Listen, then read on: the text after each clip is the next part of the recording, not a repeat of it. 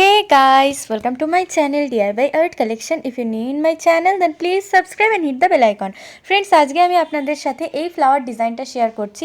Flower ডিজাইনটি তৈরি করার জন্য ফার্স্টে আমি আউটলাইন তৈরি করব এবং তার জন্য গ্রিন কালারের রুল নিয়েছি এবং এখানে স্টিচ করা স্টার্ট করেছি। তো এখানটায় প্রথমে একটা স্টিচ করার পর এর উপর কোনাকুনি দিক বরাবর এইভাবে আমি আরও একটা স্টিচ করে নিয়েছি। তারপর এইভাবে 3টে 4-এর একটা লাইন তৈরি করছি। এই ক্ষেত্রে আমি প্রথমে এই লাইনটি কমপ্লিট করে নিয়ে এর উপরে সেমভাবে আরও 2টো লাইন তৈরি করব।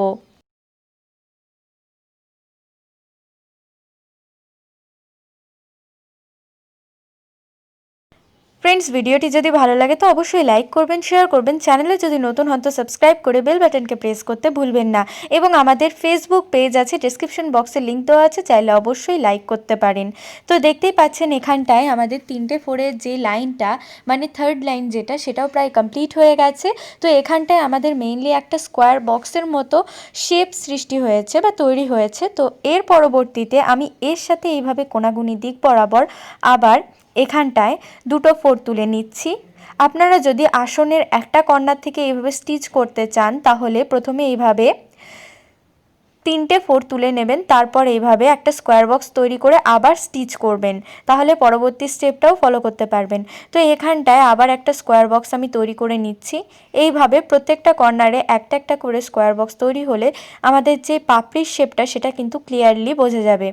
তো এখানটায় কিছুটা অংশ করার পর আমি বাকি অংশটা করে নিচ্ছি।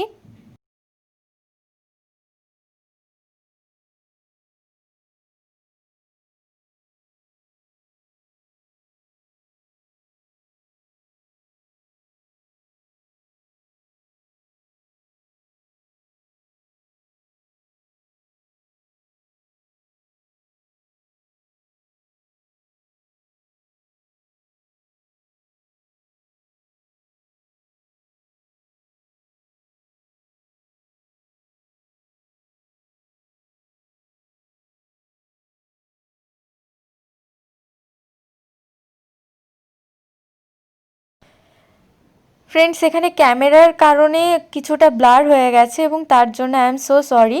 তো এখানটায় হাফ অংশ মতো তৈরি হয়ে গেছে, বাকি হাফ অংশ সেম প্রসেস অ্যাপ্লাই করে তৈরি করে নেব। দেখতেই পাচ্ছেন এই শেপটা পুরো কমপ্লিট হয়ে গেছে। এখন এর মাঝখানে আমি এইভাবে একটা ক্রস স্টিচ তুলে নিচ্ছি যাতে আমাদের সেন্টারের অংশটা তৈরি হয়ে যায়। এর পরবর্তীতে জাস্ট আমরা পাপড়ির অংশ তৈরি করব। তার জন্য এখানে পিঙ্ক কালারের উল নিয়েছি এবং এই যে কর্নার থাকছে সেখান থেকে স্টিচ করছি। প্রথমে 6টা ঘরের একটা 4 হচ্ছে এবং উপরের দিকের লেভেলটা সেম রেখে এখানে 7টা ঘরের একটা 4 তুলছি। এক্ষেত্রে নিচের দিক থেকে একটা ঘর করে জাস্ট বাড়াচ্ছি এবং যতগুলো 4 তোলা সম্ভব হচ্ছে, অর্থাৎ প্রত্যেকটা ঘরের মাঝখান থেকে একটা করে 4 তুলছি।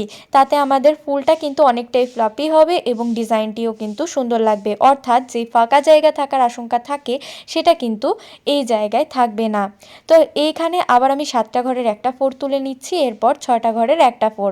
তো আমাদের এই অংশটা পুরো কমপ্লিট হয়ে গেল। সেমভাবে যে বাকি 3টে পাপড়ি রয়েছে সেই 3টে পাপড়িও তৈরি করে নেব।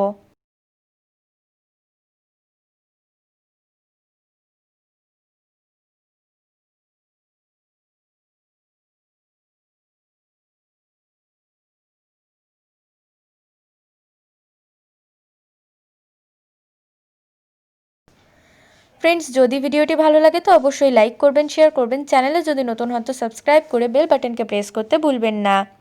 এখানটায় দেখতেই পাচ্ছেন আমাদের সেকেন্ড পাপড়িটাও প্রায় তৈরি হয়ে গেছে। এর পরবর্তীতে থার্ড এবং ফোর্থ পাপড়িটাও আমি তৈরি করে দেখাবো। পরবর্তী ফুলের জন্য একটা লাইন কিন্তু অলরেডি তৈরি হয়ে রয়েছে, এর সাইডে জাস্ট বরফিটা তৈরি করে নেবেন। এইভাবেই কিন্তু আপনারা চাইলে বাই কালার কম্বিনেশন বা এরকম সিঙ্গেল একটা ফুলের কালার কম্বিনেশনেও তৈরি করতে পারেন। তো এই জায়গায় আবার আমি স্টিচিংটা করে নিচ্ছি।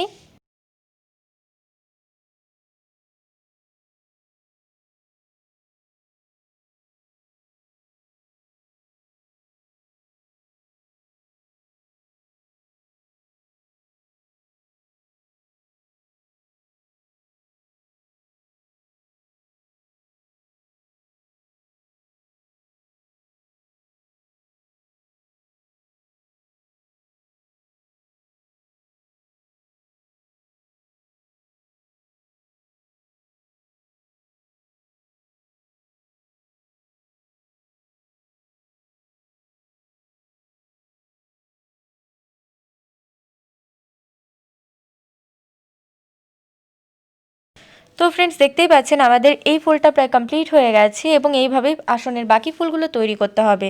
সো ফ্রেন্ডস যদি ভিডিওটি ভালো লাগে তো অবশ্যই লাইক করবেন, শেয়ার করবেন, চ্যানেল যদি নতুন হন তো সাবস্ক্রাইব করে বেল বাটনকে প্রেস করতে ভুলবেন না। আজকের জন্য